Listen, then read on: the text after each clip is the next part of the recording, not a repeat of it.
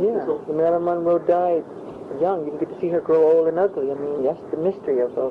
Or they'd be funky and old now and not, you wouldn't care. Before social media having easy access to celebrities, people back in the day consumed certain image about public figures through paparazzi, magazine, television, and films. They were looked less relatable and more viewed as unattainable icons for everyday people. They would hold a level of mystique around their persona since they were most likely private people in old ages. Obviously, you would read tabloids or magazines making up stories about public figures, which 80% of the time weren't true, trying to spice up their lifestyle, creating a conflict between celebrities. But since we have access to social media today and we have public figures being interviewed in podcasts, they've expressed their vulnerability, how they managed their career, fame, public opinions, and there are even times where they have called out journalists and magazines creating propaganda stories about their life. One of the two public figures I would think of on top of my head that have represented strongest level of mysterious persona characterized by extreme global fame, profound emotional vulnerability, and intense scrutiny that ultimately turned them into tragic icons are Marilyn Monroe and Michael Jackson. Although Michael Jackson is a megastar, I find a lot of similarities between these two people. Both have gone through an interesting tragic journey, having childlike persona as adults in public. Their mystique was defined by a combination of childlike wonder, deep emotional trauma, and mighty spirit that allowed them to hold the attention of the entire world. Despite personal turmoil, the public scrutiny has caused both of them going into dark rabbit hole of loneliness, deep sensitivity, struggling with immense pressure from the public, including people around them, and the feeling like you're in cage on camera. Do I feel happy in life? Let's say I hope I'm finding happiness. But I'm not just generally happy. If I'm generally anything, I guess I'm generally miserable. I don't know. I like to be more outgoing because that's what I have to express, and so I try to keep it general. I try to. Even if I feel like it or not, I'll try to make the effort to make contact with people around me. Yes, because I could easily be alone. It doesn't bother me to be alone. Some people I know, they don't like to be alone. I don't mind it. Somehow inside, are you happy? I'm very happy now. Yeah, I am. But there's things that make me very sad. Very, very sad. It can affect me for months. And it hurts. That's when I get really depressed. Really depressed.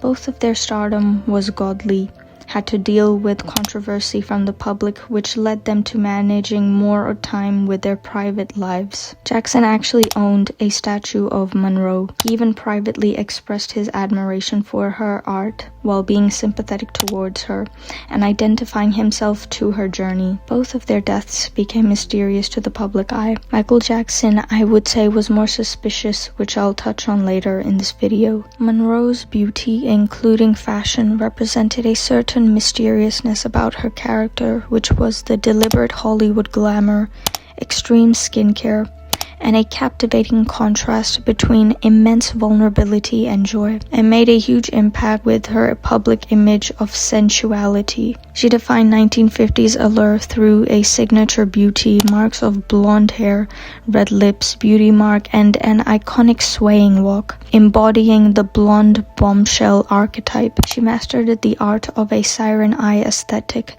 gazing through the camera that attracts so many people around the world. Her dress was a combination of glamour and yet simplistic. The image is what created mystique around her than stereotypical naive tropes she was given in movies. Although Marilyn is mostly known for her comedic, sexualized roles, she made a huge impact with femme fatale trope in the 1950s casted in Niagara film, which femme fatales show a very mystical side of them when they express their sexuality and their beauty. Michael Jackson's beauty mystique was a complex fusion of allure, transformative physical change, and a deliberate deliberate image that transcended traditional racial and gender categories. Jackson often embraced a look that was neither strictly masculine nor feminine, applied makeup like heavy eyeshadow and eyeliner. He presented himself with grace, expressing vulnerability off stage, and aggressive, expressing his dominating attitude on stage. Fans frequently describe his beauty as vampiric or seductive, especially during the Bad and Dangerous era.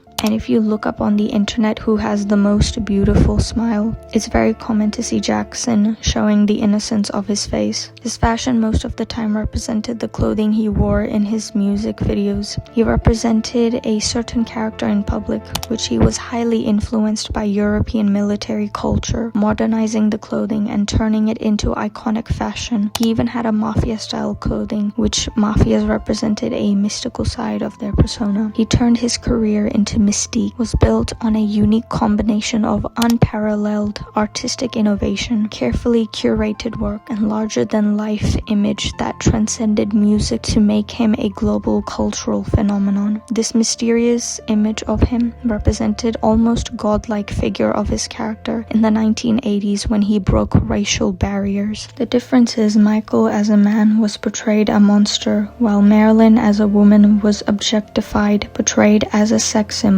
Both have been misunderstood by the world with a certain persona and public image. When it comes to the gender differences between these icons being misunderstood by society, Michael is a representation of a typical man who is dangerous and a criminal harming children, whereas to Marilyn is a representation of a stereotypical woman who is objectified, appealing to the male gaze, and her persona portrayed with dumb blonde, including an innocent female victim that is naive. Both Michael and Marilyn dealt with child abuse, later leading to negative effects of their adulthood. Marilyn, aka Norma Jean, dealt with severe neglect and trauma. Her early life was characterized by instability, including time in foster homes and an orphanage. Her mother, Gladys Monroe Baker, couldn't raise her daughter since she suffered from paranoia, leading her to be institutionalized. Norma unfortunately experienced sexual abuse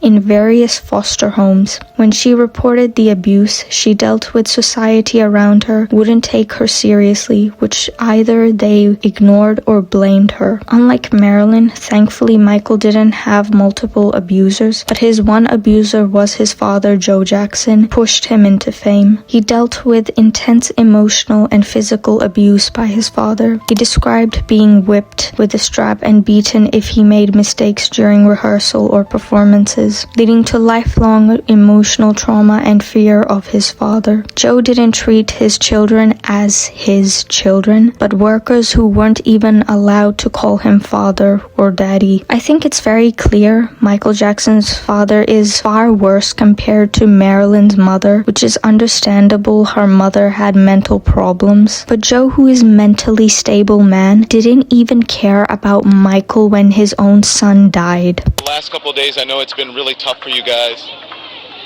And? Yeah, it has. It has been really tough. Remember, we just lost the biggest star in the world, superstar in the world. He said biggest star in the world. He didn't say anything about losing his own son.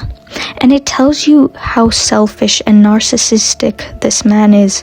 I honestly don't understand what led to the Jackson family forgiving him, trying so hard to see the bright side in him when there is none.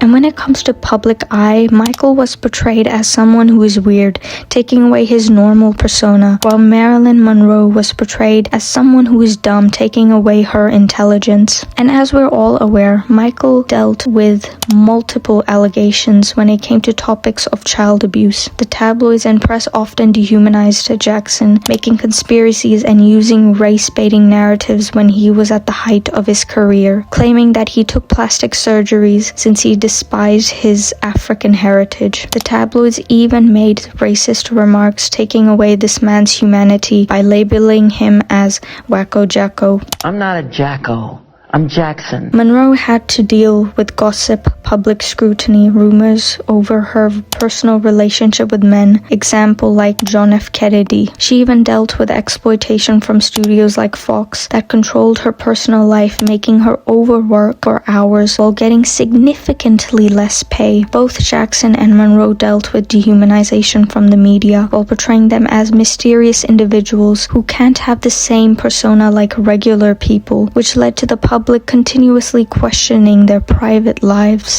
In actual reality, aside from the public or media, the allegations Jackson dealt with was debunked by the court, who found him innocent. Even investigators who tried very hard looking for signs of his abusive behavior failed.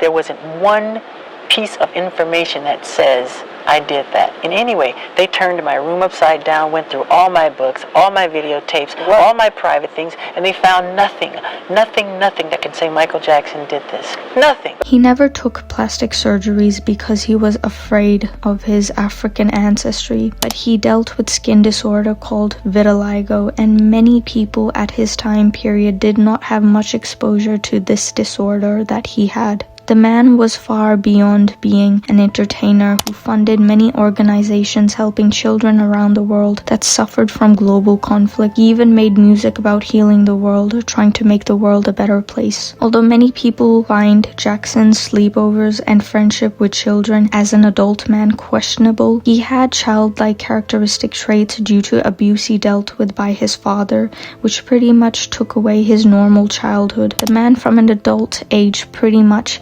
had Peter Pan syndrome, where he in some ways had a phobia of aging. You don't want to grow up. No, I am Peter Pan.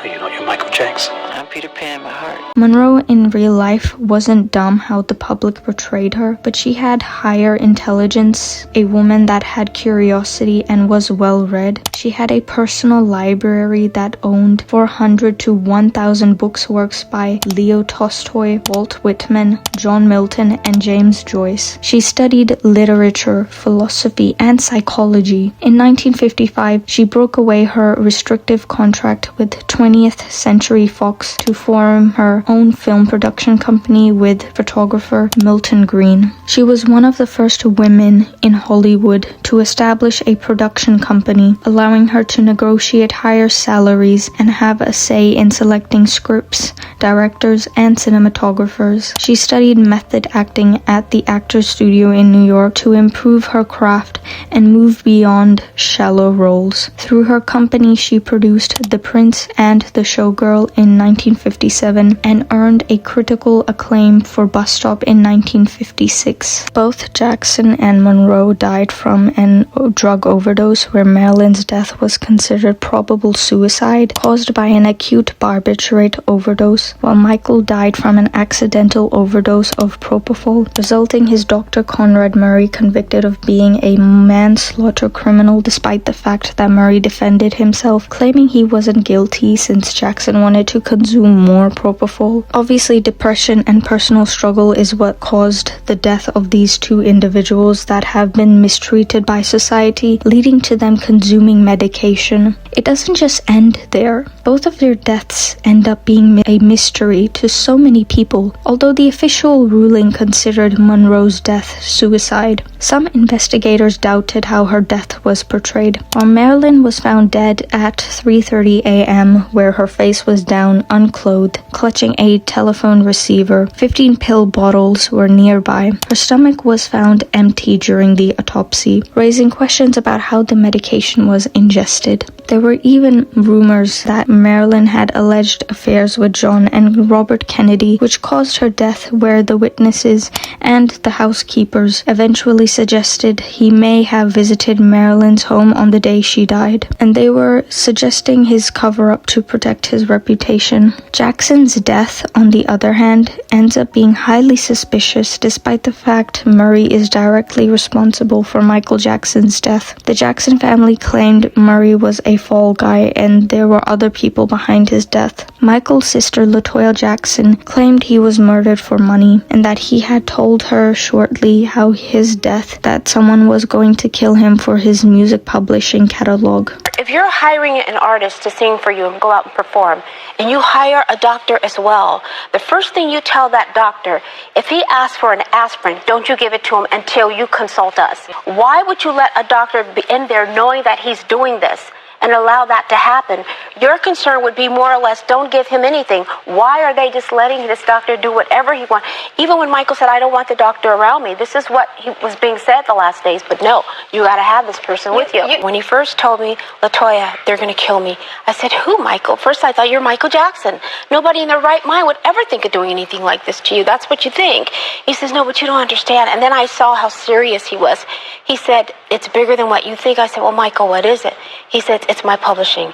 They're after my publishing. They want to take it. As you guys know, my brother had one of the largest catalogs in the world. He owned the Beatles, yes. You say that there was somebody at this house and you know who it was. Can you say who it was? No, I cannot say, because there were other people in the house as well. Because I prefer not to at the moment, but I will say this. I would love to have a one-on-one with several people. One person I would love to have. Safe? I would love to have a one-on-one with probably I mean, you say that because you think that you could. And in some cases, it makes sense because Michael openly spoke against Sony Music Entertainment executives, especially the CEO of that organization, Tommy Mottola, who has been abusing a famous singer, Mariah Carey, and was labeled racist and devilish by Jackson. Michael even owned half of Sony, which is something some of the people in that organization were against. His daughter, Paris Jackson, in Rolling Stone stated that she was convinced her father's death was a setup, and she quotes, "It's obvious all arrows point to that," and that her father would drop hints about people being out to get him. There was even an audio recording of him the night before his death. If I should tell you this, but I don't know who may be listening. There may be a group of people that want to get rid of me. They don't want me here anymore. I don't understand it. What do you mean? Talk to me. I can't talk about it over the phone. I don't know what's going to happen, but I just feel in my soul, only God knows, they could shoot me. They could stab me. They could frame me and say I overdosed you with drugs. They can do a lot of things. Who could do these things? It's not the government. It's more than the government. But I don't know what to do. I don't care.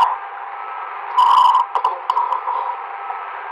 I don't even care my life anymore. I just want my children to be okay. My angels.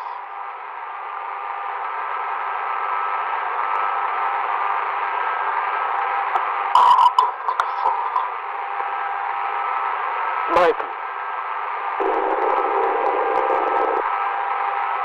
I gotta go. Some people claim this recording is fake, but I'll let you guys speak your mind. Even after their deaths, there have been documentaries, films, and other forms of medias giving misrepresentation to Jackson and Monroe's character. Leaving Neverland is a perfect example of falsely accusing Michael Jackson of being a predator, despite the fact these same accusers like Wade Robson and James Safechuck defended Mike under oath in court when he was alive. Media still spread conspiracies about Michael Jackson, and the 2022 Netflix film Blonde have been heavily criticized for continuing to exploit Marilyn's suffering, fabricating events, and reducing her being a complex woman to her trauma, and disturbing sexualization of this woman in this biopic. Michael Jackson is someone who's considered king of pop, while Marilyn Monroe is someone who's considered queen of Hollywood. Both Jackson and Monroe mastered the art of privacy, representing themselves as mysterious individuals while getting dehumanized treatment from society. The thing about Mike and Marilyn is both were given high creative intelligence, where they studied artists who existed before them in order to master their performance through inspiration.